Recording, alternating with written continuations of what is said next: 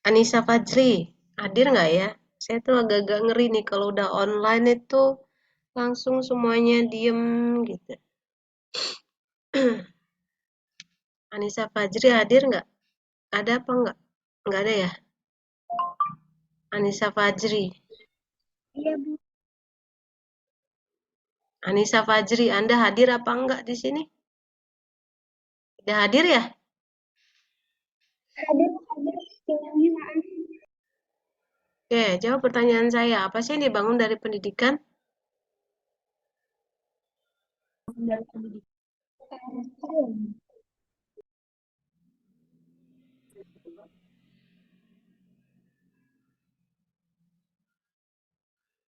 Ramadina. Ramadina hadir?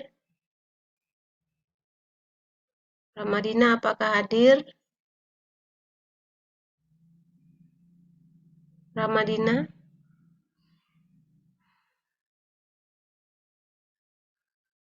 Dinda Aurelia ada? Dinda Aurelia ada? Nggak hadir juga ya? Iftina Helmi ada? Coba di rename ya, semua berdasarkan kelasnya. Kelas sama 3 digit terakhir, supaya saya bisa catat siapa yang hadir, siapa yang tidak hadir. Ini kalau online begini nih bahayanya. Coba tolong dibuat rename kelas sama Pendidiknya ininya apa 3 digit terakhir. Karena kalau saya nggak saya panggil tidak memberikan respon berarti tidak hadir, itu ya.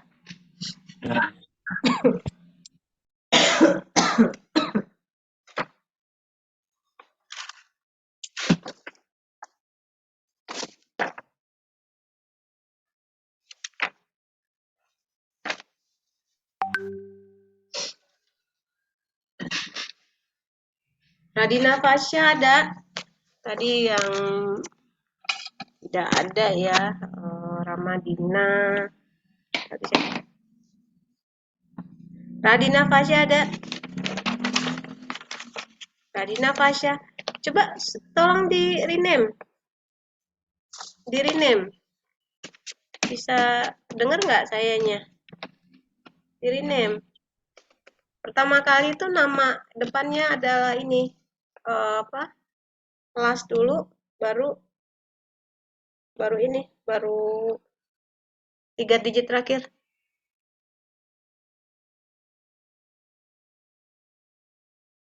Saya tidak mau, saya maunya berbicara aja langsung. Tidak mau chat. Kalau chat berarti mungkin Anda tidak ada di tempat, mungkin ada di mana gitu.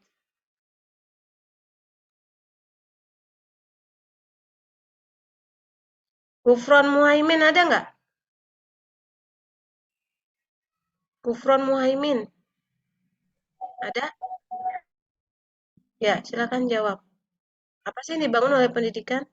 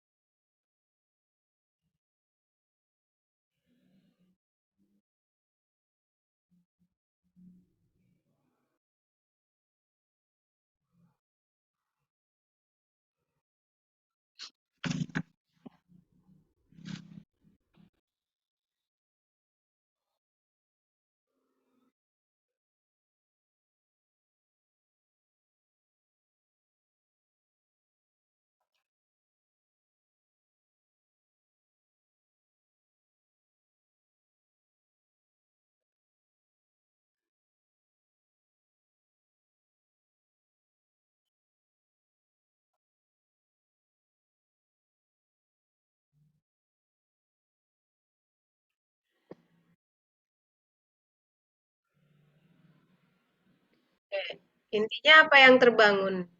yaitu perilaku, ya, perilaku. Perilaku yang dibangun oleh pendidikan.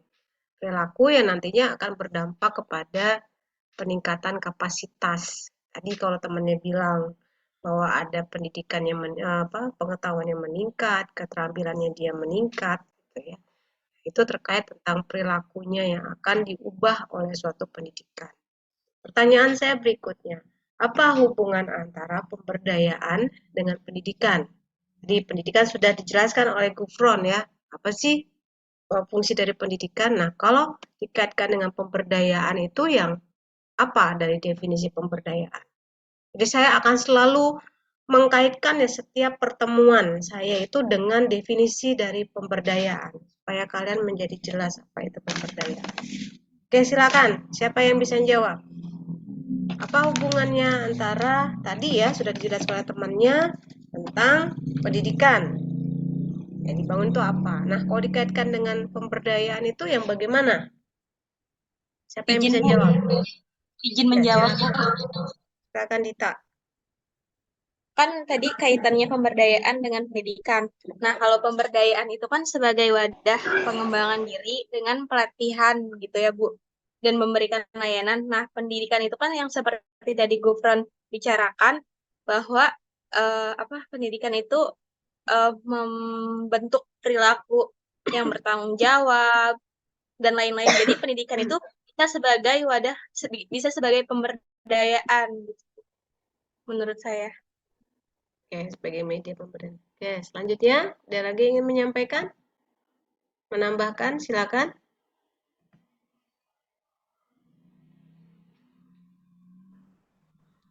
Izin menambahkan Bu, seperti yang tadi sudah dijelaskan oleh Gufron, juga Dita, saya setuju bahwasannya pendidikan itu sebagai perubahan perilaku ya. Nah, jadi dengan adanya pemberdayaan, di situ kita bisa memperkuat proses perubahan perilakunya gitu Bu, dengan menciptakan keterampilan-keterampilan untuk masyarakat yang berkelanjutan. Oke. Ada lagi yang menambahkan? Satu orang lagi, silakan.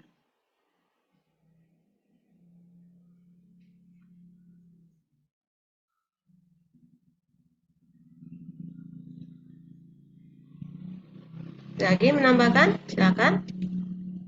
Ada lagi?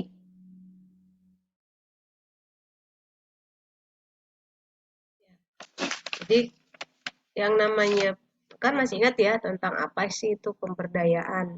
Itu harus diulang-ulang terus ya supaya bisa paham dan nanti setiap kali bertemu selalu harus dikaitkan dengan materi selanjutnya dengan pemberdayaan itu apa gitu ya. Jadi ketika kita berbicara tentang orang itu bisa mengatasi persoalan dalam dirinya sehingga dia mengalami permasalahan sosial, itu semua akan berbicara tentang tadi ya, kapasitaskah, kemandiriankah, akan berbicara tentang hal itu. Ketika berbicara tentang pemberdayaan dikaitkan dengan adanya pengembangan potensi, berarti ini berbicara tentang bagaimana pemberdayaan itu untuk bisa mengembangkan suatu potensi, berarti apa yang akan diubah di situ? Potensi apa yang akan diubah? Berarti akan berbicara tentang pendidikannya, medianya yang akan dipergunakan. Sehingga orang itu nanti dia punya kekuasaan menentukan tentang bagaimana dia merencanakan kehidupannya. Kekuasaan akan dirinya ya, merancang apa yang dia butuhkan, apa yang akan dia lakukan untuk bisa hidupnya jadi sejahtera. Jadi kalau kita berbicara tentang uh, pendidikan itu sebagai suatu media yang bagaimana sih? Yaitu sebagai suatu proses. Jadi pemberdayaan adalah pengembangan pendidikan. Berarti ada prosesnya. Pengembangan potensi. Berarti ada prosesnya apa? Prosesnya adalah melalui suatu pendidikan. Hasil akhirnya apa? Orang itu punya kemampuan, dia bisa melakukan suatu aksi, melakukan suatu aktivitas, bisa membuat suatu keputusan yang dia tahu apa untung dan ruginya, ataupun ketika dia mengalami suatu permasalahan, dia solutif. Atau ketika dia ingin mengembangkan dirinya, dia bisa menjadi seorang inovator. Dia bisa melahirkan suatu inovasi. Itu yang ingin dilahirkan dari konsep pendidikan dalam pemberdayaan. Jadi pemberdayaan itu tidak hanya berbicara tentang dinamika kelompok yang kita bahas di minggu kemarin, tapi di sini juga adalah berbicara tentang pemberdayaan itu adalah suatu proses pendidikan. Pendidikan bagi orang yang diberdayakan, sehingga ada suatu perubahan dalam perilaku dia, ditandai oleh peningkatan kapasitas, seperti yang dijelaskan oleh temannya tadi. Pengetahuannya meningkat, keterampilan dia meningkat, sikap dia juga menjadi positif, seperti itu ya. Nah, itu dibahas dari pemberdayaan melalui pendidikan. Nah, yang menjadi pertanyaan adalah pendidikannya seperti apa? Pendidikannya seperti apa? Nah, pada dasarnya bahwa di dalam pemberdayaan itu akan ada 2 jenis pendidikan. Ada 3 ya, sebenarnya ada 3. Ada pendidikan formal, ada pendidikan informal, dan ada pendidikan non-formal. Nah, untuk konteksnya, dalam pemberdayaan komunitas nih, seorang community worker sebagai seorang edukator di sini mempergunakan jenis pendidikan yang mana. Nah, itu yang akan kita bahas pada hari ini, karena tadi itu dikaitkan dengan dikaitkan dengan bagaimana suatu pemberdayaan itu dia melahirkan suatu proses atau menyediakan suatu proses yang orang bisa mengembangkan potensi yang dia miliki. Seperti itu. Nah, di sini saya akan mulai dengan tentang apa itu hakikat pendidikan. Ya, pendidikan itu berfungsi untuk mengembangkan kemampuan, meningkatkan mutu hidup, gitu ya. Jadi itu fungsi pendidikan, kemampuan meningkat, mutu hidup juga harusnya meningkat. Maka dikatakan bahwa ada banyak penelitian menyampaikan bahwa semakin tinggi pendidikannya, maka kualitas hidup harusnya juga semakin meningkat. Semakin rendah pendidikannya, maka kualitas hidupnya biasanya juga akan tidak sebagus kalau pendidikannya dia yang tinggi. Seperti itu. Karena di sini ada pengembangan kemampuan dalam diri seseorang. Nah, selain itu dikaitkan dengan pemberdayaan, pendidikan ini berfungsi sebagai sarana untuk memberdayakan individu sebagai bagian dari masyarakat, sehingga nantinya juga masyarakat itu akan bisa menghadapi berbagai macam permasalahan sosial yang hadir pada diri mereka. Itu fungsi dari pendidikan. Saya kaitkan dengan apa saja jenis-jenisnya. Nah, ini yang tadi saya bilang. Ada 3 jenis pendidikan. Maaf, ini typo nih, hasil pendidikan. Menurut Sistem Pendidikan Nasional tahun 2003. Yaitu adalah pendidikan formal, pendidikan informal, dan pendidikan non-formal. Pendidikan formal itu yang bagaimana? Itu ya seperti SD, SMP, SMA, universitas, ya, atau MI, MTS, aliyah, universitas.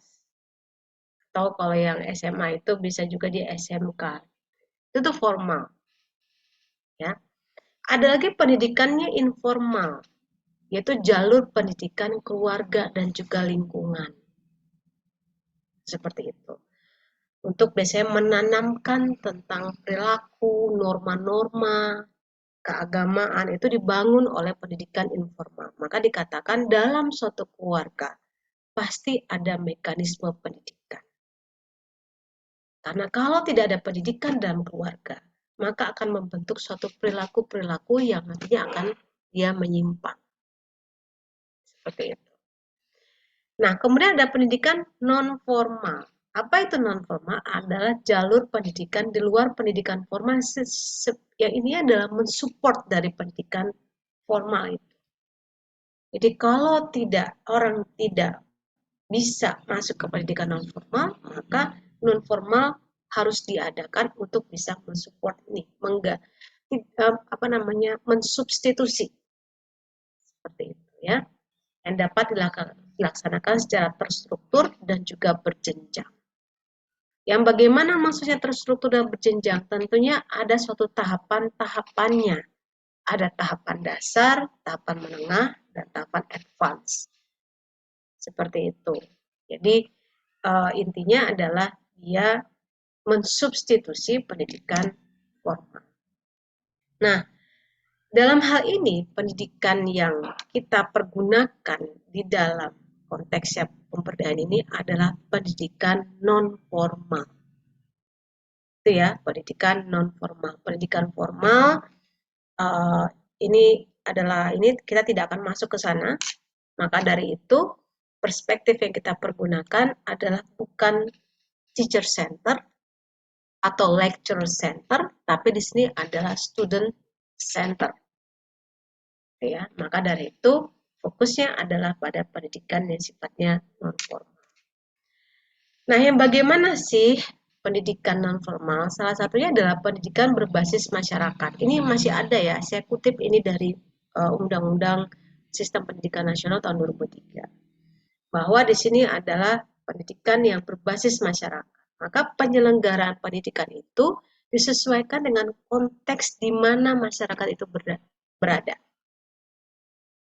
Konteks kebutuhannya, gitu ya, potensi masyarakatnya. Diselenggarakan dari, oleh, dan untuk masyarakat itu sendiri. Seperti itu. Kemudian yang bagaimana proses pembelajarannya? Di sini ada interaksi peserta didik. Peserta didiknya siapa? Yaitu masyarakat dengan pendidik. Ya, pendidiknya siapa di sini? Adalah para instruktur, bisa dari anggota masyarakat itu sendiri ataupun juga dari luar masyarakat yang datang membangun masyarakat tersebut.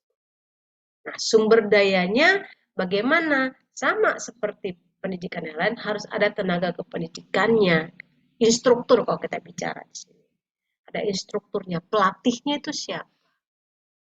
Harus ada masyarakatnya, harus ada pendanaannya, dan ada sarana dan prasarana.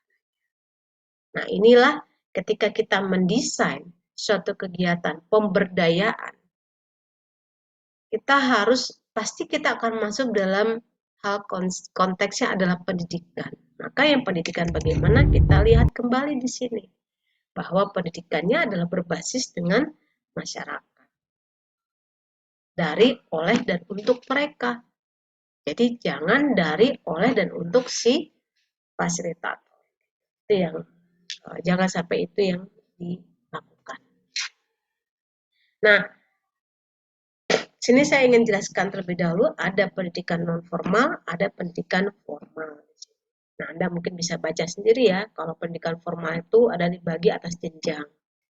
Kemudian kalau non formal itu tidak dibagi atas jenjang. Jenjang itu tidak harus dia adalah SD, SMP ini. Dia kalaupun ada dasar, ada menengah, ada ini, dan dia bisa akan fleksibel dalam penggunaan. Dia bisa diulang ya, seperti itu. Waktunya juga lebih pendek. Biasanya kalau pendidikan non formal itu misalnya pelatihan, workshop itu misalnya sekitar 3 sampai dengan 5 hari. Sementara kalau pendidikan formal kan panjang ya. Dan lain sebagainya.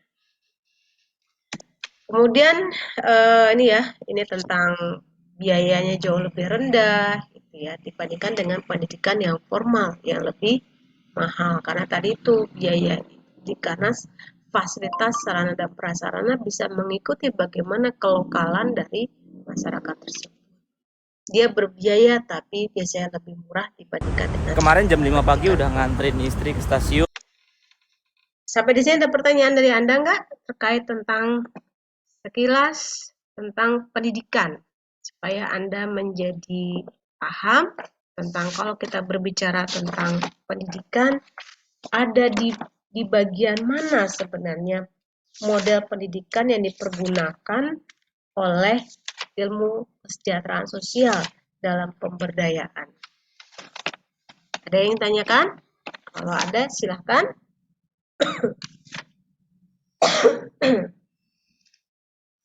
Ada?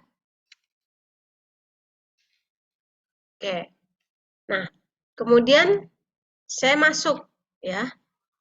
Tadi sudah jelaskan tentang kita mempergunakan pendidikan non formal. Maka dari itu, apa modelnya? Model itu berarti paradigmanya atau konstruksinya, ya. Itu seperti itu.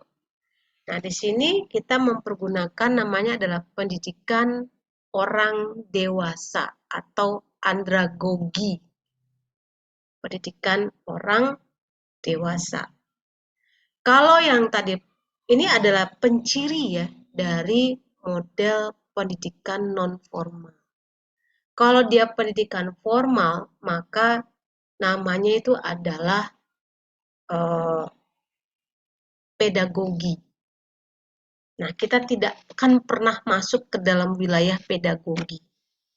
Kalau kita berbicara tentang pendidikan yang dipergunakan dalam pemberdayaan, kita akan berbicara tentang andragogi, student center, bukan teacher center. Kalau pedagogi di situ adalah teacher center, ya. Nah, apa itu pendidikan orang dewasa atau saya singkat di sini POD atau andragogi itu? Di sini adalah suatu model pembelajaran peserta didik dengan melibatkan orang dewasa dalam pembelajarannya. Orang dewasa. Kemudian orang dewasa itu kira-kira dari umur berapa ya? Siapa yang tahu? Orang dewasa dimulai dari umur berapa? 18 sampai 35. Mulai dari umur 18 ke atas, gitu ya. Kemudian di sini adalah POD, ada proses untuk menumbuhkan keinginan orang untuk bertanya dan belajar secara berkelanjutan dalam hidupnya. Maka dikatakan POD itu ada proses membuat orang itu selalu ingin belajar. Istilahnya lifelong learning. Lifelong learning itu.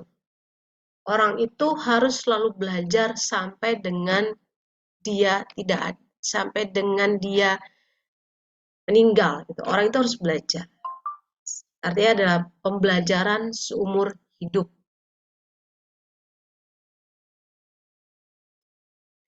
Kenapa menurut Anda bahwa orang itu harus belajar dia seumur hidup? Setuju nggak pandangan Anda dengan pandangan Supriyanto ini? Bahwa orang itu harus belajar dia seumur hidupnya. Punya keinginan belajar untuk seumur hidupnya. Setuju nggak? Atau tidak setuju?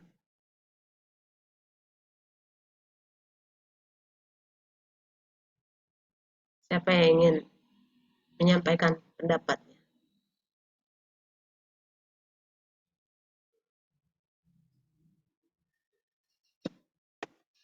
Siapa yang ingin menambahkan? Ingin menyampaikan pendapatnya tentang hal ini? POD ada proses menumbuhkan keinginan untuk bertanya dan belajar secara berkelanjutan sepanjang hidupnya. Artinya orang itu selalu belajar sepanjang hidupnya. Menurut Anda gimana? Benar nggak sih orang itu harus belajar seumur hidup atau ada batasan dia nggak perlu belajar? Kalau menurut saya setuju Bu, karena kehidupan kan akan semakin berkembang dan juga berubah, jadi harus melakukan penyesuaian gitu sih terhadap perubahan. Terus juga untuk mengembangkan keterampilan pribadi yang dia miliki gitu. Juga dapat meningkatkan daya saing individu tersebut. Menurut Ya, saya begitu. ya, benar itu. Yaitu orang itu akan selalu untuk kebutuhan pengembangan diri ya. Sekaligus juga itu terkait tentang pemenuhan kebutuhan. Sampai kapanpun orang itu akan selalu berkembang kok. Kenapa dia berkembang? Karena masalah itu selalu datang. Pernah nggak ada orang tanpa masalah hidupnya? Ada nggak orang tanpa masalah? Pernah nggak? Ada, Bu. Nggak ada. Masalah itu harus dipecahkan. Caranya bagaimana? Dengan kita menelaahnya, mempelajarinya, menciptakan suatu solusi, kemudian kita trial and error. Di situ ada proses belajar, disitulah akan terbentuk suatu pengalaman. Sehingga ketika menghadapi suatu masalah berikutnya, kita punya pengalaman. Oh, harus begini. Cobain lakukan hal itu. Kalau tidak berhasil, maka tambahkan hal baru untuk membentuk suatu pengetahuan baru. Jadi, belajar itu tidak hanya sebatas bahwa, oh ya, setelah saya tamat sarjana, saya nggak perlu belajar lagi. Oh, salah. Ketika Anda itu masuk dalam dunia kerja, lebih-lebih dari itu Anda harus banyak belajar. Kenapa? Karena tuntutan dari pekerjaan, tuntutan dari kehidupan Anda. Maka dikatakan bahwa dalam POD itu adalah proses menumbuhkan keinginan untuk mau belajar seumur hidup. Karena kalau tidak mau belajar seumur hidup, kalau dia tidak ingin belajar, maka istilah tidak mampu untuk bisa melahirkan suatu solusi. Maka dia hanya akan stagnan dengan kehidupannya seperti itu, atau mungkin malah menjadi ketergantungan. Orang yang dia bisa berhasil itu adalah orang yang selalu mau belajar, karena ada kebutuhan pertumbuhan diri. Gitu ya. Kemudian juga selanjutnya, POD adalah semua aktivitas pendidikan dilakukan oleh orang dewasa dalam kehidupan sehari-hari dan hanya menggunakan sebagian waktu dan tenaganya untuk mendapatkan tambahan intelektualnya, tambahan pengetahuannya, seperti itu ya. Intelektual berarti kapasitas, kita berbicara seperti itu. Jadi POD itu hanya mempergunakan sebagian dari waktunya dan tenaganya. Jadi tidak harus kayak Anda nih, Anda harus kuliah nih dari jam sekian sampai harinya ada tertentu. Ditentukan. Kalau di untuk POD dia mempergunakan sebagian waktunya. Kemudian untuk terkait tentang POD juga dikatakan bahwa berhubungan dengan bagaimana dia mengarahkan dirinya sendiri dan bertanya dan mencari jawaban. Maka penambahan intelektual itu ada terkait tentang dirinya sendiri. Dari upaya yang dia lakukan dengan dia bertanya dan mencari jawabannya. Itulah akan terbentuk suatu penambahan pengetahuan baru. Selanjutnya adalah apa tujuan pendidikan orang dewasa, yaitu untuk pemenuhan kebutuhan dan juga peningkatan partisipasi. Pemenuhan kebutuhan dalam hal seperti apa? Kita kaitkan dengan definisi teori dari kebutuhan ya. Apa aja sih kebutuhan hidup kita ini? Coba. Ada siapa yang tahu? Apa aja kebutuhan hidup kita ini? Yang pertama apa? Kalau kita pakai teorinya Maslow. Apa kebutuhan kita? Yang pertama, kebutuhan apa dulu yang pertama? Pendidikan, Bu. Yang pertama apa? Kebutuhan kita yang pertama apa? Kebutuhan dasar atau fisiologi, Bu. Apa? Coba. Siapa tadi ya? Dita ya? Dita atau Arsyanda yang bicara tadi? Saya, Bu. Oke, silakan. Apa kebutuhan hidup kita ini apa sih?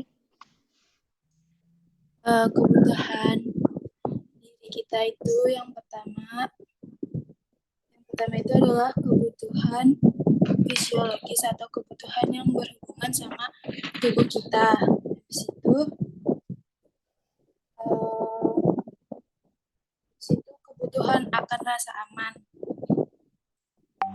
Rasa aman itu kayak kebutuhan manusia buat melangkah ke tingkat kebutuhan.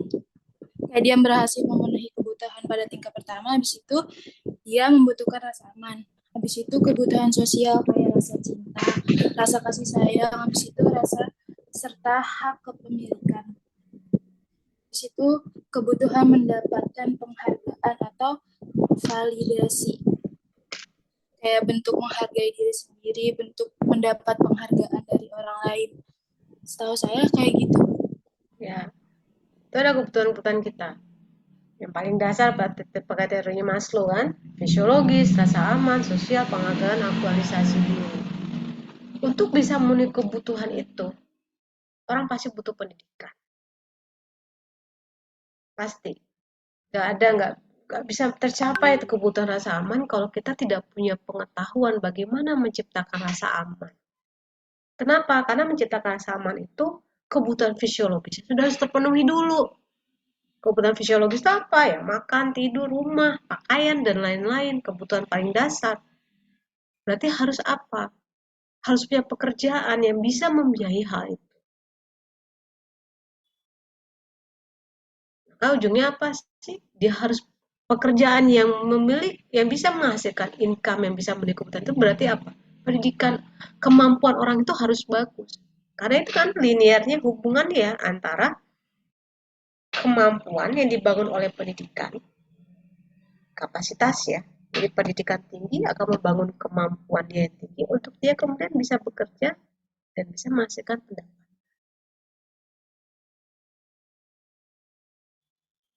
Seperti itu ya. Kemudian ada juga peningkatan partisipasi. Jadi tujuan pendidikan dewasa ini adalah seperti yang dijelaskan tadi adalah menumbuhkan keinginan orang untuk mau belajar seumur hidup dia. Maka harus ada kesukarelaannya atau partisipasinya. Partisipasi itu kesukarelaan ya. Untuk orang tersebut mau mengembangkan dirinya. Kayak di kelas ini saja. Yang bertanya kan dari tadi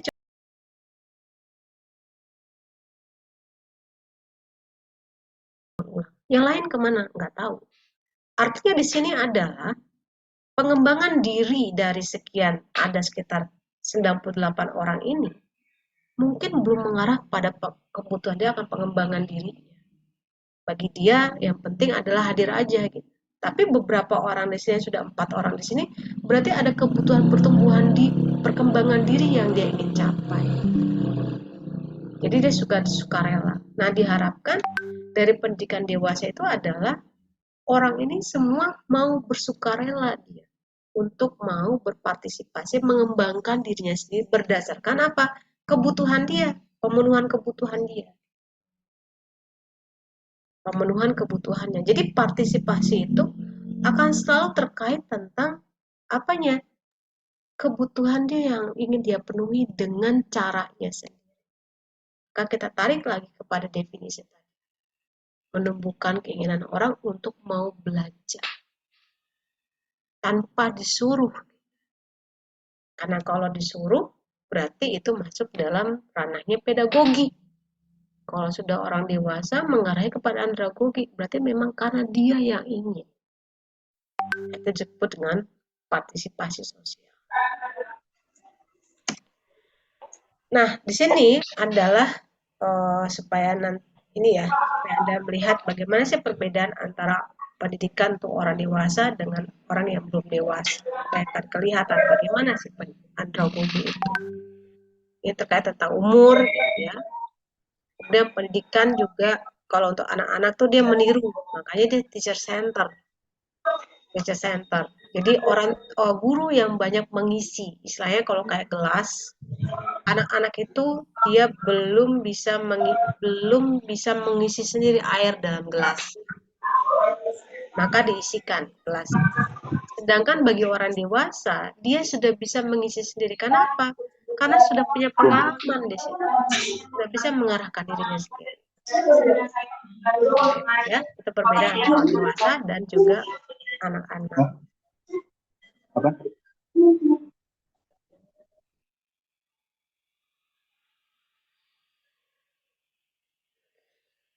Seperti itu ya.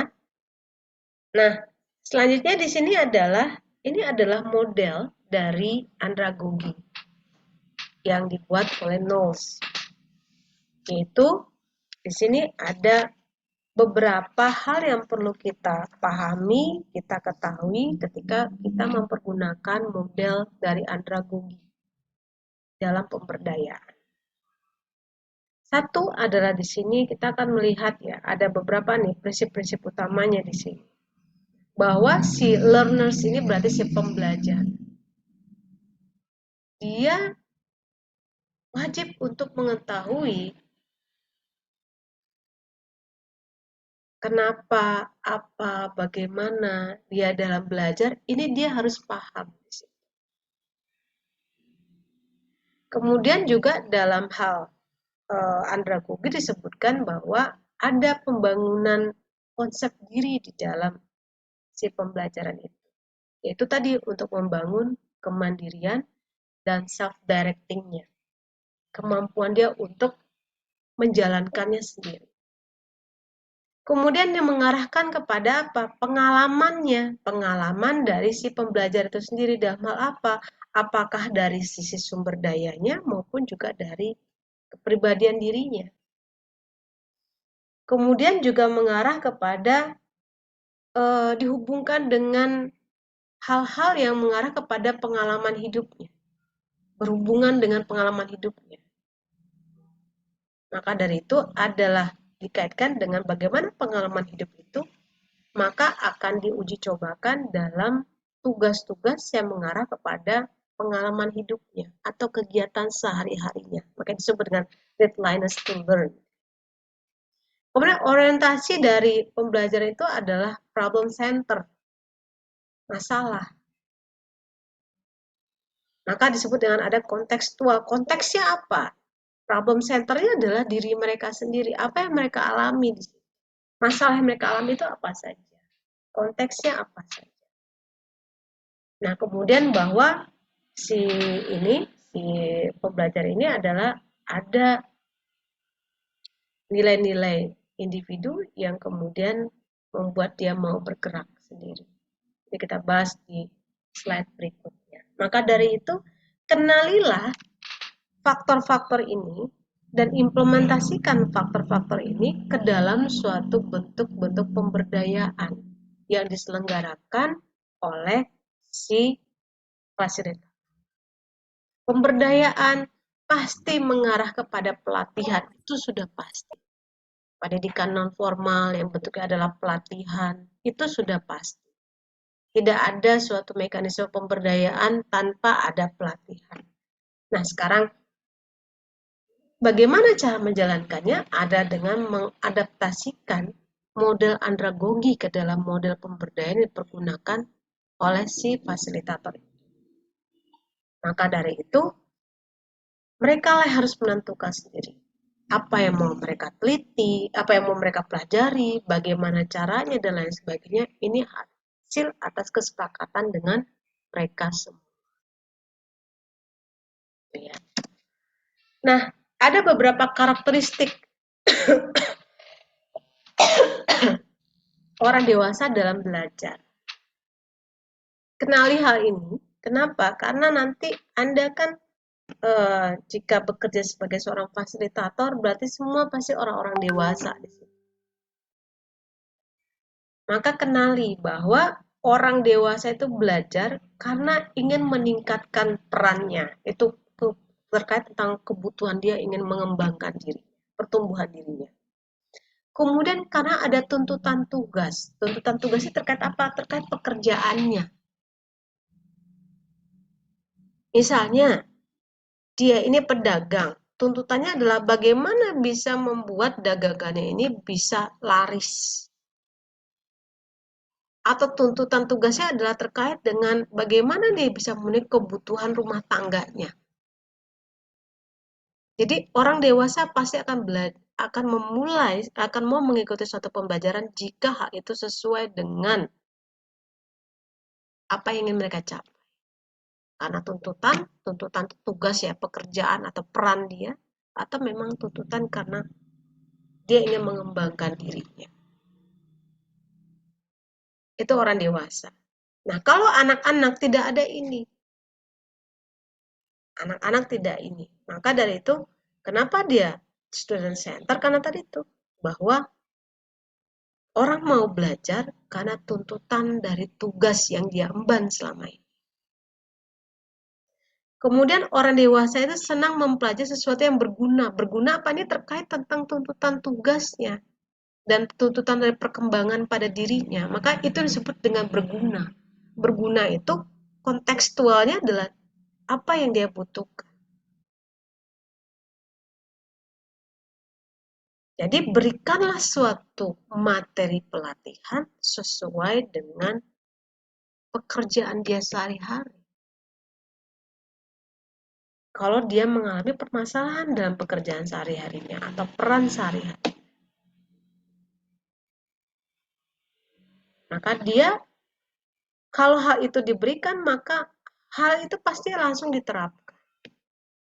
Kayak kemarin ya, contohnya saya sedang uji coba instrumen saya, penelitian saya tanya, materi pelatihannya sesuai nggak, relevan nggak dengan kebutuhannya? Mudah nggak? Mudah sih mudah, tapi relevan nggak dengan kebutuhan? Enggak, saya butuhnya A, dikasihnya B. Terus ya nggak dipakai materi pelatihannya. Nah itu kan sesuatu hal yang sangat disayangkan. Maka dari itu berikan sesuatu itu sesuai dengan apa yang memang berguna untuk mereka dan memang mudah untuk diterapkan. Sehingga menjadi suatu manfaat. Jangan berikan sesuatu yang mereka tidak gunakan. Gitu ya. Yang ketiga adalah di sini. Orang dewasa dalam praktek belajar ingin diperlakukan seperti orang dewasa. Ini tadi ya, self-esteem tadi, konsep diri. Apa sih? Diperlakukan, dihargai, dan dianggap keberadaannya. Dihargai dan dianggap keberadaannya. Di situ. Maka dari itu dalam proses pembelajarannya seorang fasilitator itu harus bisa mengajak orang berpartisipasi. Kenapa? Itu ada sesuatu kebutuhan dia. Kayak tadi kan dijelaskan bahwa pendidikan itu adalah menumbuhkan partisipasi. Karena itu salah satu kebutuhannya. Disitulah dia merasa dihargai dan dianggap keberadaannya.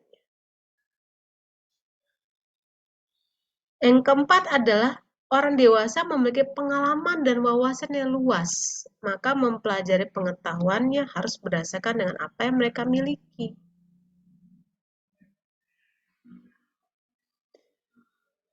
Kemudian orang dewasa belajar menggunakan cara berbagi pendapat dengan orang lain. Ini caranya dia, berbagi pendapat itu diskusi. Nah, orang dewasa selalu bertanya, apakah wajib membaca sesuatu sebelum dia mempelajari sesuatu? Tujuan orang dewasa belajar adalah untuk memecahkan masalah, bukan berorientasi pada materi pembelajaran. Orang dewasa menyukai situasi pembelajaran menumbuhkan rasa kepercayaan. Orang dewasa membutuhkan waktu lebih banyak dalam belajar. Orang dewasa melanjutkan pembelajaran jika pembelajaran terdahulu itu memuaskan. Ini adalah karakteristik dari orang dewasa belajar. Maka kita harus kenali ini sebagai suatu bentuk pemberdayaan yang ingin kita hasilkan dari pelatihan yang diberikan dalam program pemberdayaan yang kita berikan. Seperti itu. Nah, kemudian di sini juga ada bahwa keberhasilan pendidikan orang dewasa itu dilihat dari hal apa sih? Adanya pencapaian kemampuan atau keterampilan yang memadai seperti apa? Perubahan sikap. Dari awalnya dia tidak percaya diri menjadi percaya diri. Dari awalnya dia rendah pengetahuan dan keterampilannya, meningkat pengetahuan dan keterampilannya. Dan yang terakhir adalah dia bisa menghasilkan inovasi. Ini yang sudah advance. Jadi, inovasi itu yang bagaimana sesuai dengan apa yang dia lakukan sehari-hari. Inovasi itu jangan selalu kaitkan dengan suatu bentuk teknologi gitu ya. Enggak, inovasi. Misalnya, dia dagang. Misalnya kayak gitu. Selama ini dia dagang nih. Dagangnya, apa misalnya? Seblak misalnya. Biasanya seblaknya gitu-gitu aja bumbunya. Terus dia mencoba, kalau seblak dikasih bumbu ini, bumbu yang ini, enak nggak? Bisa nggak diterima oleh pasar? Dia uji coba. Oh ternyata enak. Dan kemudian ketika dia cobakan ke pelanggannya berhasil. Itu salah satu bentuk inovasi. Kenapa? Karena dia merasa bahwa dia harus menghadirkan produk baru dari dagangannya dia. untuk bisa meningkatkan nilai jual dari produk yang dijual. Itu. Jadi dalam pemberdayaan yang kita selenggarakan itu tidak hanya sekedar orang itu ditingkatkan pengetahuan dan keterampilannya, tapi juga dimotivasi untuk dia mau membangun suatu inovasi. Nah, kemudian juga bahwa perubahan perilaku orang dewasa terjadi melalui sistem pendidikan yang dapat mengembangkan dirinya sebagai individu yang terlihat dari yang bagaimana adanya partisipasi dalam kehidupan sosialnya. Itu ya, perubahan perilaku itu terlihat dari partisipasi dalam lingkungan sosialnya dan selalu berupaya meningkatkan kesejahteraan dirinya maupun masyarakat. Kemudian juga adalah berusaha memenuhi kebutuhan agar hidupnya menjadi ideal. Apa sih yang ideal? Ya tadi, terkait tentang pemenuhan kebutuhan. Penuhi kebutuhan itu, maka akan ideal hidupnya, sempurna hidupnya. Seperti itu, ya. Sampai di sini ada pertanyaan nggak? Silakan kalau ada pertanyaan. Sebelum saya masuk ke dalam prinsip belajar orang dewasa. Ada pertanyaan nggak? Ya. Oke, saya lanjutkan. Masih ada di sini nggak? Atau sudah sekedar off akun-akun aja? Masih ada di sini Ibu nggak? izin bertanya. Ya, silakan. Jika misalnya kita melakukan pemberdayaan terhadap masyarakat, namun misalkan kita memberi sebuah inovasi ya Bu, agar tidak itu-itu saja gitu. Terus jika masyarakatnya eh, tidak tidak ada perubahan apa yang sudah kita berdayakan, itu harus gimana ya Bu? Maksudnya inovasi itu yang bagaimana sih menurut Syafira? Inovasi menurut saya itu lebih bervariasi gitu ya Bu. Lebih banyak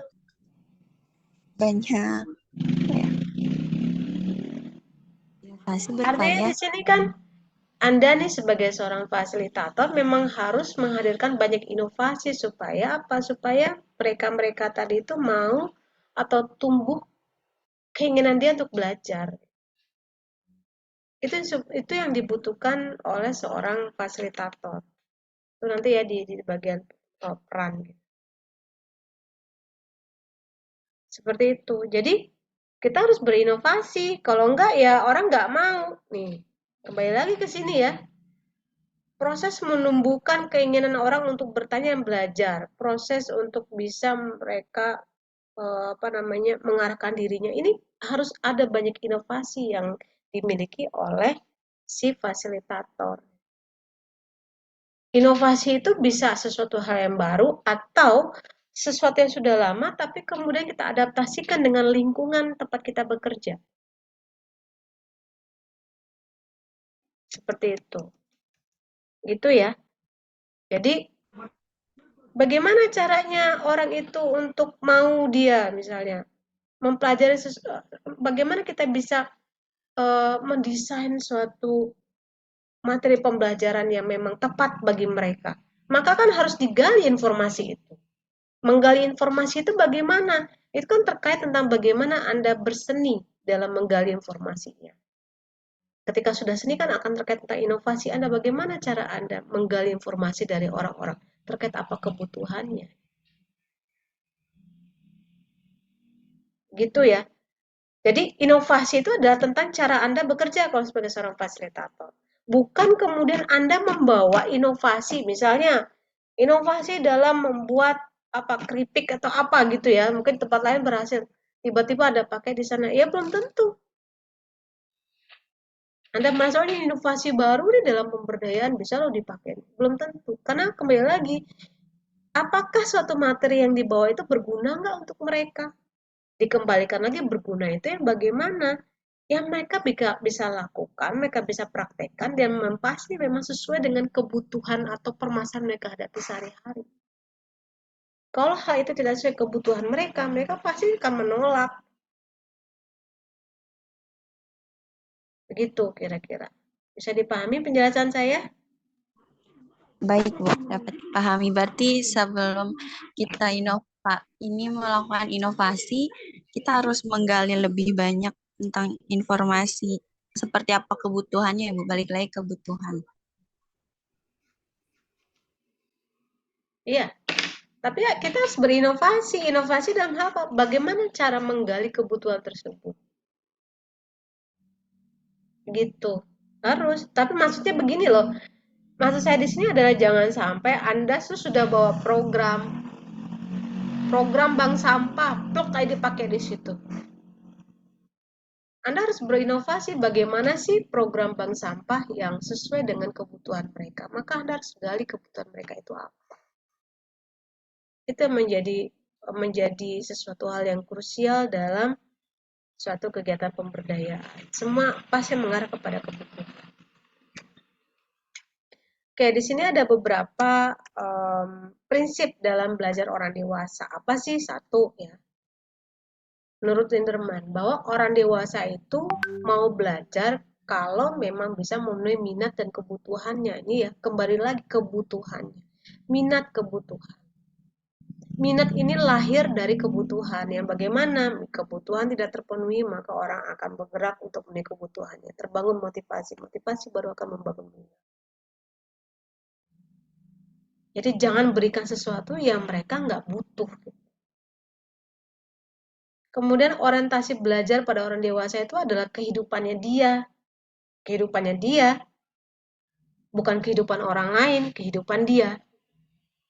Kemudian pengalaman merupakan pusat belajar yang paling bagus orang dewasa. Maka dikatakan seperti ini. Pengalaman dia sehari-hari dalam kehidupannya sebagai pusat dia belajar. Maka seluruh materi pembelajaran itu dipakai untuk membuat mereka sebagai ranah mereka praktik. Misalnya, dikasih pelatihan pengelolaan usaha misalnya. Oke, dia punya nggak kegiatan usaha? Kalau punya, berarti mereka langsung mempraktekkan hal itu. Bagaimana cara mengelola keuangan? Mereka langsung praktekkan dalam kehidupan mereka sehari-hari dalam berdagang. Bagaimana membuat buku kas. Cash flow-nya seperti apa. Terus kemudian mereka melihat bagaimana ketika sudah disiplin nih dalam hal pembukuan. Ada nggak peningkatan dalam hal saving? Gitu. Itu diharapkan dari pendidikan pada orang dewasa. Kemudian juga adalah di sini orang dewasa itu memiliki kebutuhan untuk mengendalikan dirinya sendiri. Maka dari itu dia mengatakan bahwa dia bisa menentukan gitu berdasarkan dengan kebutuhan dia tadi itu sampai di mana dia akan terlibat atau tidak terlibat. Nah, itu orang dewasa. Karena dia sudah punya kan ya aktivitas dia sehari-hari, kalau misalnya diberikan sesuatu hal yang baru, dia bisa menentukan saya mau terlibat secara penuh atau saya hanya terlibat secara fisik, tapi tidak secara penuh. Itu orang dewasa. Makanya kalau dalam pemberdayaan itu misalnya mereka hadir dalam pelatihan penuh, tapi kok ternyata nggak berdampak ya dalam penumbuhan kapasitas. Karena ternyata dia sudah punya suatu batasan. Oh, saya hanya mau terlibat hadir aja. Tapi saya tidak mau pakai. Kenapa nggak mau pakai? Karena nggak saya butuhkan untuk pekerjaan yang saya kerjakan. Atau aktivitas yang saya kerjakan tidak saya butuhkan. Kalau sesuai dengan ini pasti saya pakai. Nah, itu orang dewasa seperti itu. Kemudian adalah orang dewasa itu adalah ketika dia sudah pahami gitu ya bahwa orang dewasa itu pasti dia umurnya sudah bertambah. Jika misalnya antara orang dewasa yang dewasa awal, dewasa akhir atau lansia gitu ya atau di atas lansia itu tentunya berbeda. Cara bagaimana model pembelajaran. Karena tentunya penambahan usia akan juga bisa menambah apakah dia menjadi lebih aktif, lebih produktif, atau sebaliknya. Jadi jangan disamakan antara orang yang berada pada pada status dewasa ya, dewasa yang paling produktif itu dengan kemudian dewasa awal. Jangan disamakan. Nah, kemudian juga ada bagaimana caranya menciptakan suasana pembelajaran yang efektif pada orang dewasa. Yaitu yang pertama adanya prinsip kemitraan. Itu yang dihadirkan dari kegiatan diskusi kelompok seperti yang kita bahas kemarin itu. Nah, kemitraan ini juga adalah hadirnya antara hubungan dari si pembelajar ini, orang dewasa yang diberdayakan ini dengan para instrukturnya atau fasilitatornya. Hubungan adalah kemitraan. Artinya di sini apa kemitraan sih? Setara. Jadi intinya adalah orang itu jangan dikasih tahu gitu. Tapi dicari suatu kemufakatan gitu. Kenapa? Jangan dikasih tahu karena dia udah tahu. Dia udah punya pengalaman hidup.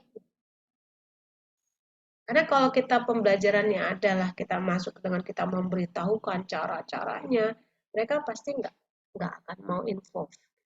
Tapi kalau misalnya kemitraan dibangun bagaikan kolega gitu ya, ya kemudian kita sama-sama belajar dan proses pemberdayaan, maka hubungan akan lebih efektif dalam pembelajaran.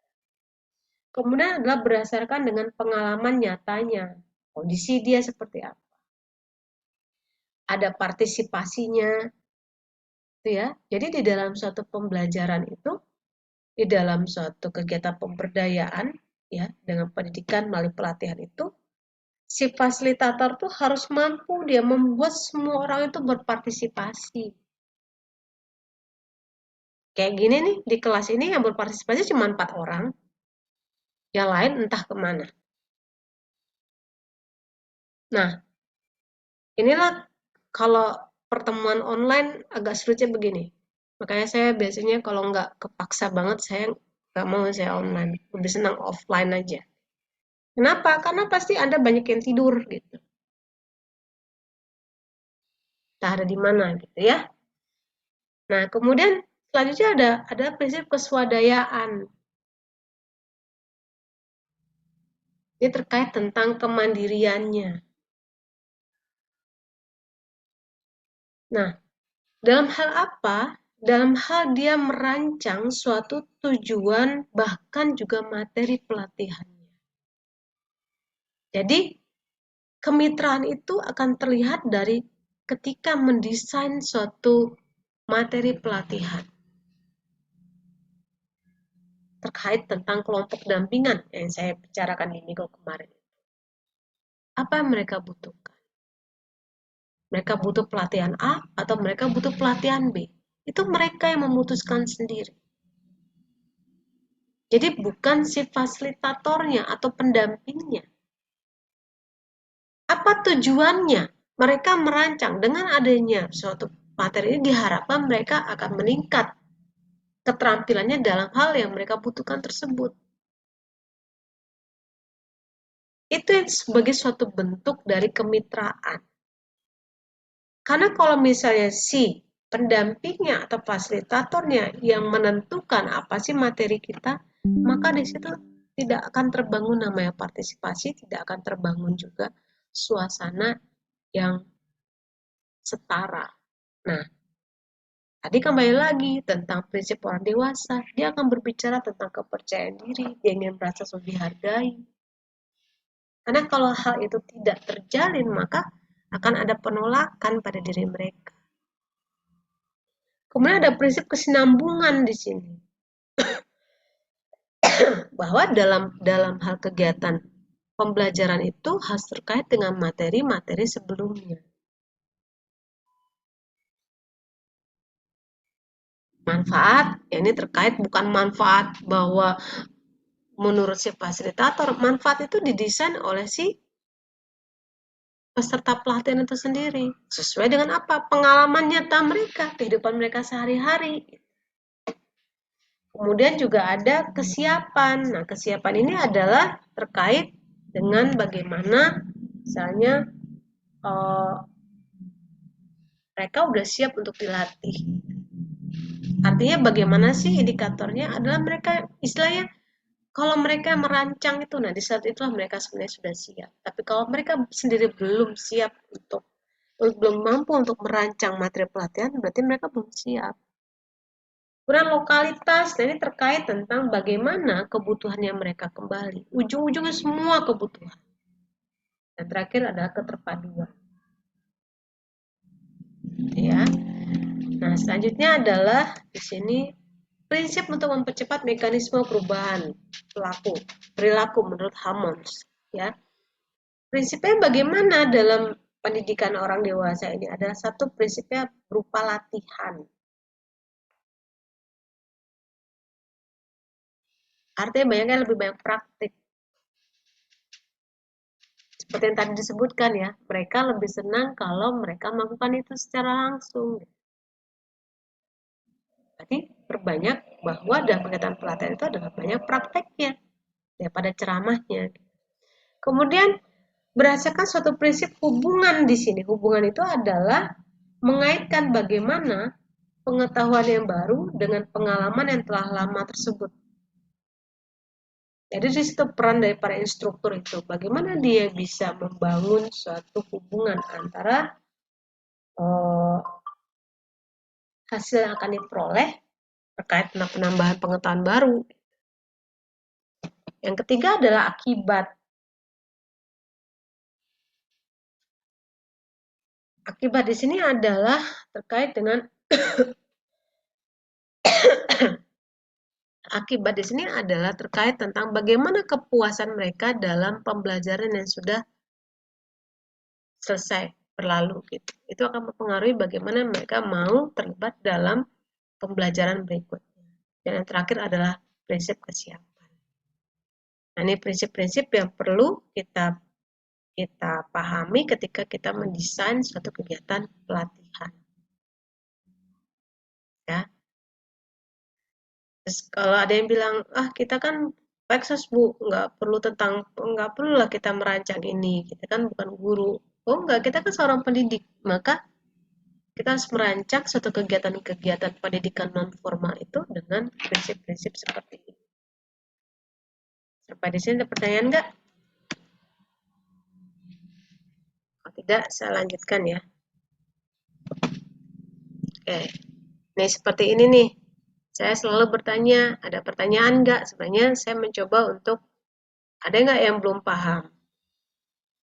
Ada nggak yang belum mengerti? Saya ingin membuat Anda mau berpartisipasi dalam kelas. Tapi karena Anda memang diharapkan menjadi seorang fasilitator di kemudian hari, jadi Anda merasa itu enggak untuk bertanya atau tidak, gitu ya. Kemudian lanjut ke sini adalah prosesnya bagaimana? Prosesnya bagaimana? Proses pembelajaran dewasa itu bagaimana? Satu, ciptakan iklim belajar yang kondusif, kemudian tujuan belajar dan diagnosa kebutuhan belajarnya. Yang iklim belajar yang kondusif itu seperti apa? Kita harus memilih satu tempat yang membuat mereka itu terbiasa, nyaman, dan juga gampang.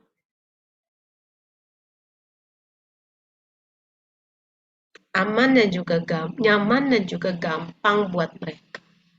Maka ketika kita melakukan suatu kegiatan pelatihan, jangan membuat mereka yang jauh dari lingkungan mereka, tempat tinggal mereka gitu. Karena kalau misalnya jauh, tidak gampang dicapai, maka mereka pasti akan memilih untuk tidak datang. Kemudian pengaturan sarana prasarana berdasarkan bagaimana target sasaran atau peserta didiknya bagaimana. Ada alat peraga audiovisualnya juga dikaitkan dengan bagaimana kondisi dari si peserta belajar. Terus juga ada pengaturan ruangan supaya terjadi interaksi sosial. Nah, ini juga demikian. Kalau terlalu sempit, tentunya akan sulit bagi mereka untuk bergerak ketika ada ranah praktek. Kalau terlalu luas, gitu kan ya, mereka interaksinya juga tidak akan nyaman seperti itu. Maka ini perlu untuk dipertimbangkan. Bukan dipertimbangkan, yang menjadi acuan seperti itu. Kemudian juga ada penataan lingkungan sosial dan juga psikologis, yaitu peserta merasa diterima, dihargai, dan juga didukung. Seperti bagaimana caranya? Bangunlah suasana yang akrab. Perbanyaklah suatu kegiatan yang sifatnya ice breaking. Ice breakingnya biasanya bukan hanya sekedar ice breaking ini ya, tapi biasanya dikaitkan dengan dia mereview apa yang sudah diinikan. Itu juga bisa sebagai suatu bentuk ice breaking. Membangun situasi yang demokratis dan juga mengembangkan semangat yang bersama serta menyusun kontrak belajar disepakati bersama. Itu saya menciptakan iklim belajar yang kondusif bagi mereka. Kemudian yang kedua adalah peserta belajar berpartisipasi dalam mendiagnosa kebutuhannya mereka sendiri. Nah, ini dikaitkan dengan ini. Ya, harus dilakukan, ikut sertakan semua pihak, terutama para stakeholder. Siapa sih stakeholder? Penerima manfaat itu ada stakeholder salah satunya. Jadi jangan sampai mereka yang menjadi penerima program tapi mereka nggak pernah dilibatkan. Nah, itu yang sebenarnya sering membuat mereka itu tidak mau terlibat secara penuh ya dalam satu kegiatan pelatihan. Kemudian bangunlah satu istilah dalam hal kegiatan partisipasi itu adalah bangunlah suatu tujuan bersama atau harapan mereka bersama itu sebenarnya apa yang ingin mereka capai. Jadi orang itu pada dasarnya masing-masing punya kebutuhan, tapi kemudian bagaimana mereka bisa menyatu, bermufakat itu adalah dengan membangun cita-cita mereka bersama seperti apa. Gitu. Kemudian yang ketiga adalah peserta didik diikutsertakan dalam perencanaan kebutuhan belajarnya. Nah, ini terkait tentang pertemuannya di mana, gitu ya. Rencana pembelajarannya, bahan pembelajarannya, waktunya itu semua harus didiskusikan. Kebutuhan mereka apa, pembagian tugasnya bagaimana. Jadi jangan sampai kegiatan-kegiatan pelatihan itu yang sibuk cuman fasilitatornya, si penerima manfaatnya bagaikan tamu gitu ya. Nah, ini situ salah. Yang perlu itu apa? Dibuat suatu tugas, siapa PJ-nya, siapa anggota-anggotanya, apa peran mereka dalam setiap kegiatan-kegiatan tersebut. Nah, itu semua sudah didiskusikan terlebih dahulu. Nah, yang keempat adalah formasikan tujuan, hasil identifikasi kebutuhannya seperti apa. Apa sih yang ingin mereka ubah gitu ya. Apa aktivitas-aktivitasnya, itu semua dirancang di sini. Oke, sampai di sini ada pertanyaan nggak? Yang keenam ini. Sampai di sini ada pertanyaan? Ada, Bu. Ya, silakan. Kan ini kan kata Ibu tadi kan kalau kita sebagai fasilitator kita harus melibatkan para yang peserta didiknya atau yang menjadi pesertanya ya. Nah, kalau mereka jadi ikut terlibat, terus yang menjadi audiensnya siapa, Bu, kira-kira? Atau memang kayak gimana, Bu? Maksudnya kalau emang kayak gitu kasih contoh, Bu, agar terbayang gitu.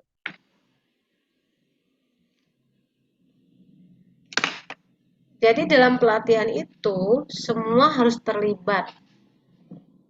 Mulai dari merancang apa materi yang mau dilatih. Tujuannya apa? Itu semua yang kita fasilitator itu adalah mengajak mereka berdiskusi tentang hal itu. Contohnya gini, misalnya Anda nih fasilitator untuk kegiatan pemberdayaan ekonomi. Anda punya kelompok dampingan, kayak gitu ya. Misalnya kegiatannya untuk membangun atau mengembangkan keterampilan usaha para kaum duafa, komunitas duafa. Nah, kemudian kita ajak mereka untuk mendiskusikan untuk kebutuhan usaha yang mereka jalani saat ini, mereka butuhnya itu apa? Apa sih problem-problem yang mereka alami selama ini dalam usaha yang sudah mereka jalankan ya? Kegiatan pemberdayaan ekonomi yang kemudian mereka berhasil menghasilkan usaha dan kemudian ada masalahnya apa. Kemudian keluar deh tuh banyak sekali permasalahan-permasalahan. Maka kemudian ajak mendiskusikan mana yang menjadi suatu skala prioritas bersama. Maka mereka akan rujuklah 1 apa, 2 apa, 3 apa. Itulah menjadi materi pelatihan. Kemudian tentukan apa sih tujuan dari materi yang pertama?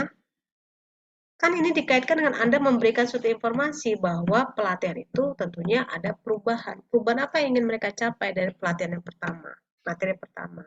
Mereka kemudian membuat suatu rumusan bahwa misalnya mereka menjadi tahu atau terampil mempergunakan misalnya ya pelatihan tentang administrasi keuangan, yang ditandai oleh misalnya mereka mampu membuat cash flow, buku kas. Nah, itu menjadi suatu acuan bahwa kalau tidak tercapai, berarti ada masalah dalam pelatihannya itu. Nah, itu sebagai suatu self-evaluation, kalau Anda masih ingat materi yang kemarin. Nah, kemudian dalam hal pelaksanaan, siapa yang menjadi petugas di sana? Apakah hanya fasilitator? Ya enggak. Mereka dilibatkan. Oke, mulai dari 1, siapa yang jadi instrukturnya? Apakah di dalam komunitas itu ada orang-orang yang kompeten di bidang itu? Kalau tidak ada, berarti dihadirkan orang lain. Yang kemudian siapa? Ketua pelaksananya siapa? Kemudian diselenggarakan di rumah siapa? Karena tadi itu kan disebutkan bahwa kegiatan pelatihan itu sesuatu adalah lokasi yang memang gampang mereka tempuh. Berarti biasanya adalah berada di seputar perumahan mereka. Berarti di daerah rumah teman-teman itu sendiri. Berarti siapa penyelenggaranya? Di rumah siapa dia? Siapa yang kemudian jadi petugas A, petugas B, petugas C? Seperti itu. Nah, itu yang disebut dengan semua terlibat dalam kegiatan sebagai petugas. Siapa pesertanya? Ya mereka juga. Nanti mereka akan saling bergantian di situ. Siapa jadi pelaksananya, siapa yang kemudian rumahnya yang jadi dipakai, siapa yang kemudian jadi tim konsumsi. Mereka akan saling berganti-gantian dalam setiap pelatihan yang diselenggarakan. Nah, itu begitu, Imam. Bisa dipahami penjelasan Baik, saya? Bu. Terima kasih. Bisa, Bu? Itu ya. Kenapa sih mereka harus dilibatkan sebagai petugas? Sebenarnya kan itu dalam rangka kita membangun kapasitas mereka sebagai suatu membangun kapasitas mereka untuk mereka mampu menjadi leader. Yang ketua-ketua pelaksana tadi, leader kan? Masih ingat kan materi yang kemarin tentang kepemimpinan? Itu kan dilatih. Karena seorang fasilitator kan tidak mungkin terus ada di lokasi itu, mereka harus pergi dari situ. Maka harus ada pemimpin yang kemudian bisa memimpin mereka. Bagaimana cara dilatih? Melalui apa ya? Dalam suatu kegiatan-kegiatan yang sifatnya adalah kegiatan gitu. Siapa ketua pelaksananya? Terus kemudian kalau mereka sebagai panitianya, maka mereka akan tanggung jawab dalam pelaksanaan. Seperti itu. Nah, saya lanjutkan lagi ya.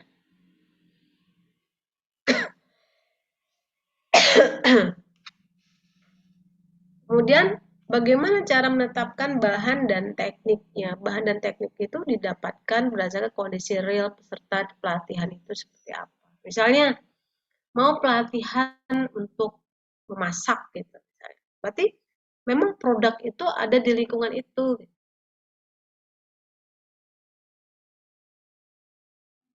Misal, contohnya, ini terkait tentang makanan yang berbahan dasar tepung, misalnya kayak gitu ya. Nah, kita ingin membuat nih, misalnya mengganti tepung gandum atau terigu kepada tepung mokaf. Tahu nggak tepung mokaf? Tepung dari singkong. Nah, ini kan kenapa sih harus diganti? Karena ternyata produksi singkong di daerah tersebut tuh tinggi. Nah, bagaimana singkong itu tidak hanya dijadikan keripik, tapi bisa juga dijadikan cake, dijadikan kue atau apapun lah gitu, sesuai dengan ininya. Maka kan kemudian mereka harus dilatih. Mereka akan melihat, oh ternyata singkong bisa ya dipakai untuk jadi produksi yang lain ya. Jadiin mie, dijadiin apa gitu. Nggak harus ya kalau mau bikin mie harus dari bahan dasarnya gandum. Nah, itu ya sebenarnya. Nah, itu kalau terkaitkan dengan Anda ingin menghadirkan suatu inovasi baru gitu ya dalam hal kegiatan produksi makanan ya seperti itu. Gitu. Saya menunggu. Kita hentikan sebentar ya. Azan. Oh ya. Kita dengarkan azan dulu.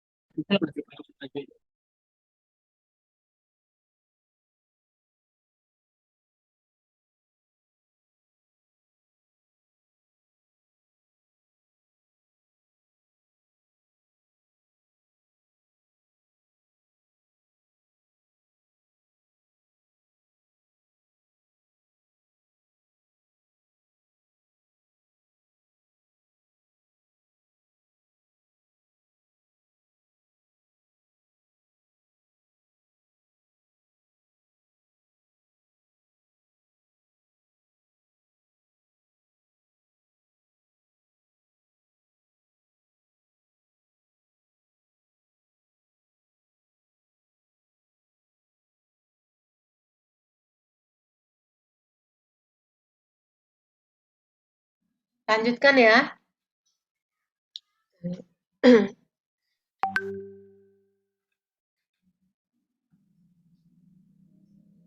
Nah, kemudian adalah Bahan belajar sesuaikan dengan kebutuhan. Bahan belajar ini berarti materi yang diajar itu. Kemudian hindari metode pengajaran bersifat satu arah, tapi mengedepan partisipasi. Ini tadi, dengan mereka itu praktek sebenarnya kita melibatkan mereka untuk terlibat dalam kegiatan pelatihan. Kemudian adalah adanya merancang suatu evaluasi. Apa sih capaian-capaian perubahan perilaku apa yang dicapai. Jadi dalam suatu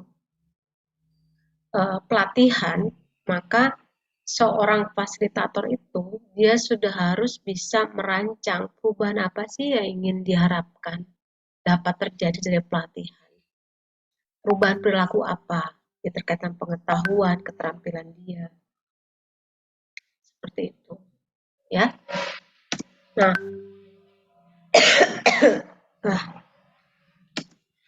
Nah, kemudian di sini ada beberapa metode pembelajaran orang dewasa. Apa aja dia? Ada ceramah sampai dengan ada metode penugasan. Ada macam-macam gitu ya. Yang bagaimana sih? Yang ini seperti ini. Nah, situ contohnya adalah ada grup kecil, ada simulasi, ada discovery learning, ada cooperative learning. Ini adalah berbagai macam kegiatan-kegiatan mode pembelajaran yang diberikan kepada peserta didik, gitu ya. Nah, tadi ada berbagai macam metode pembelajaran ya. Sebenarnya ini dilahirkan dari suatu bentuk model pembelajaran. Mulai dari satu, ini adalah model ceramah nih. Kayak gini nih, kayak saya sekali ceramah namanya. Pengertiannya adalah menyampaikan bahan secara verbal kepada sekelompok peserta. Metodenya komunikasi satu arah. Kemudian ada bahan pembelajarannya komplit, terus kemudian orientasinya pada si guru. Nah, ini modelnya adalah explanatory gitu ya. Jadi seperti itu. Ini model adalah ceramah. Kemudian ada model dari inquiry. Inquiry itu adalah menekankan pada proses pemikiran secara kritis. Bisa menemukan sendiri jawaban atas pertanyaan atau persoalan dipertanyakan. Bedanya dengan model yang pertama tadi adalah fokusnya kalau di sini adalah si pesertanya. Kalau strategi dipergunakan di sini adalah mencari serta menemukan sesuatu dan bentuk cara pembelajaran adalah eksperimen, uji coba, gitu ya. Di sini adalah peserta belajar mencari serta menemukan sendiri bahan belajar, sedangkan pengajar sebagai fasilitator dan membimbing melalui tanggung jawab antar pengajar dan juga pesertanya. Nah, di sini. Jadi di sini mereka ini dikatakan dengan suatu mode pembelajaran dengan pengalaman hidupnya sehari-hari. Jadi proses untuk mencari dan menemukan. Kemudian ada berbasis pada masalah. Di sini adalah orientasi belajarnya sama, masih tentang si pesertanya. Strateginya adalah di sini pengajar itu membimbing si peserta untuk bisa menemukan suatu gap, ya, masalahnya apa. Maka kemudian diajak mereka untuk bisa mengolah data-data dan menemukan solusinya seperti apa. Jadi persisnya seperti diskusi seperti FGD lah gitu ya. Kelompoknya seperti FGD. Dan kemudian ada modal peningkatan cakapan berpikir. Apa sih pengertiannya dalam strategi pembelajaran berdasarkan kepada kemampuan berpikir peserta melalui bahasan fakta-fakta atau pengalaman peserta sebagai bahan pembelajaran. Orientasi belajarnya masih pesertanya. Sasarannya ini adalah kemampuan dalam memecahkan suatu permasalahan. Jadi intinya ya, yang namanya inquiry gitu ya, berbasis masalah maupun model ini intinya adalah sama-sama adalah student center dan semua beranjak kepada pengalaman mereka sehari. Jadi dipraktekkan pada kehidupan mereka sehari-hari, pada pekerjaannya. Kalau inquiry ini, misalnya mereka ingin memproduksi sesuatu, mereka mau uji coba, misalnya dalam hal pertanian, mereka uji coba. Kalau untuk benih tanaman ini cocok nggak untuk mereka praktekkan pada lingkungan mereka. Nah, mereka uji coba di situ. Berhasil tumbuh, apa berbuah, produksinya bagus apa enggak. Nah, di situ mereka prakteknya di situ. Nah, idealnya seorang fasilitator sebenarnya juga harusnya melakukan hal itu. Contohnya misalnya, ketika Anda ingin melatih seseorang menjadi seorang pengusaha, UMKM itu kan sebenarnya usaha ya, usaha rumahan itu juga sebenarnya mereka jadi pengusaha. Idealnya adalah seorang fasilitator itu juga sebenarnya mencoba belajar bagaimana menjadi seorang pengusaha, sehingga menjadi tahu gitu, apa sih tekniknya, apa sih strateginya, apa sih metodenya, sehingga ketika mereka memberikan penjelasan semua berbasis dengan pengalaman. Idealnya seperti itu.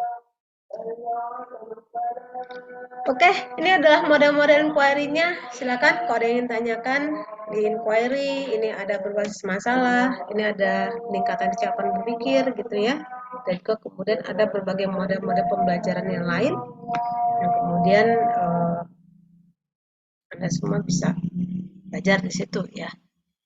Ya, ada yang ingin tanyakan di sini? Silakan.